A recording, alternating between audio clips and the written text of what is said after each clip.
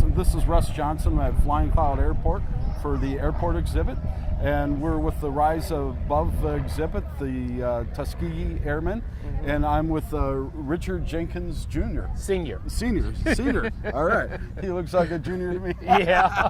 Now, you were in Vietnam. Yeah, wounded Vietnam in 65, 66. And wounded after about 4 months over there. Had 7 months left to go into service. And something like 29 men were killed in my company. And so I knew all of them. And so I was a point man in Vietnam. And many people of color were put in that position. And I didn't have any choice. But the replica of... So you saw this exhibit today? I would just move, and I just started weeping just to see how far we as people of color have come to see something like this. Sometimes we just think we're the only ones, but there are many people in the past who have built a path for us to come. And now, 71 and a half years old, I can see. You're in real good condition for 71 and a half. Yeah, well, the Lord has been good to me.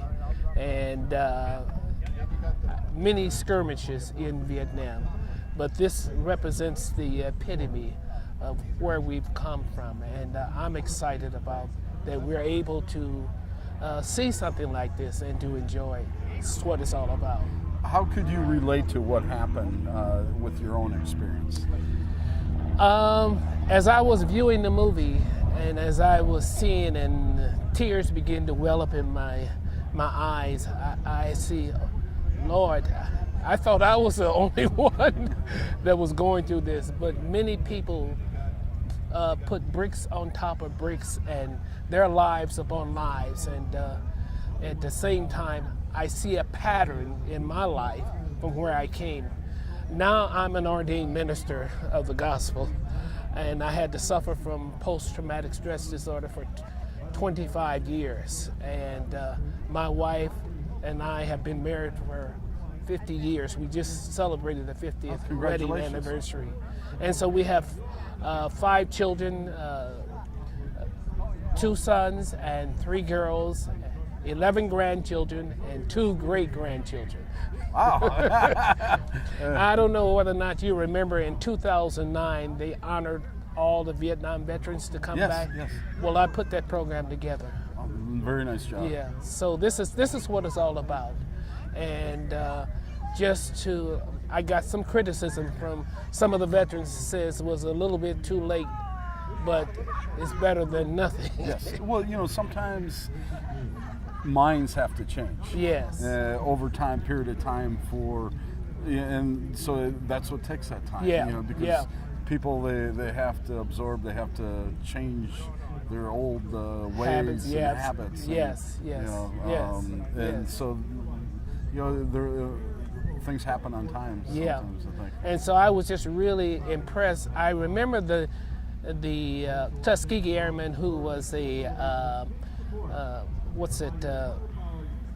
was an individual up in Duluth who was the... Gomer, maybe? Yes, Gomer. yes. Okay. And we invited him to speak at the session. And so this is not the first time of the Tuskegee Airmen, but I knew a number of them at the VA hospital. And when I came back from Vietnam in 1966, I didn't know anything about the Purple Heart, but I joined the Purple Heart in the year 2000. And since that time, there's been a camaraderie of black and white brothers coming together, knowing that we shed our blood in battle. Exactly. And, yeah. How were you injured? I was wounded by a Claymore mine. We were on a search and destroy mission, and as a result, there was a tunnel, and the tunnel was booby trapped.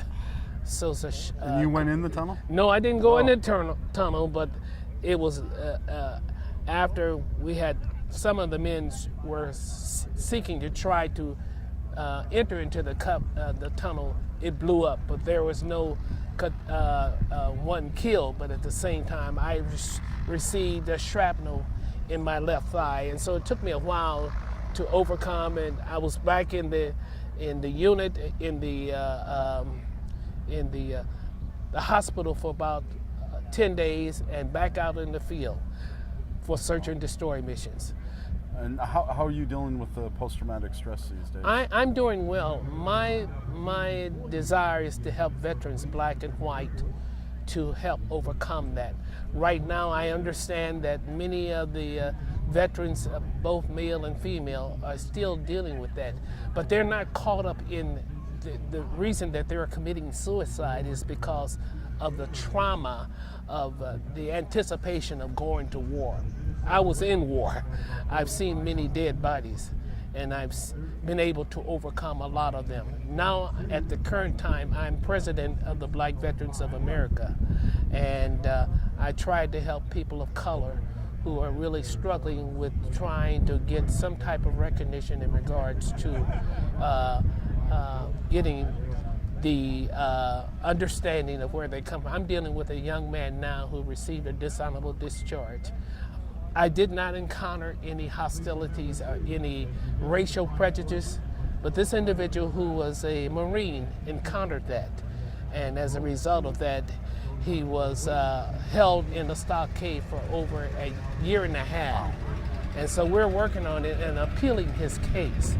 And I have a colleague by the name of Vivian Jenkins Nelson who's working with me on this project. And we're going to resubmit the claim. There's some things we can talk about after-camera Sure. that I'm aware of. Sure. But a lot of it is the mind control that Yes. they use on these prisoners. Oh during yeah, that time. oh yeah, oh yeah, oh yeah. And so it's my desire to try to not to look at myself, but to look at other folks and help them to Rise above. the situation and be respectable and to do the things that God has placed us upon this earth. And so this is where I'm at. So I'm just so impressed, and I just don't know what else to do other than to say, thank God that we can see something like this. I agree. Well, Richard, thank you for your time.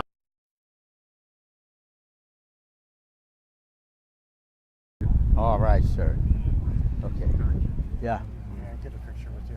Oh, sure. Want me to get you? I'm waiting. I just want. Okay.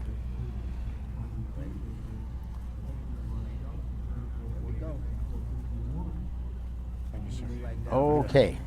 All right.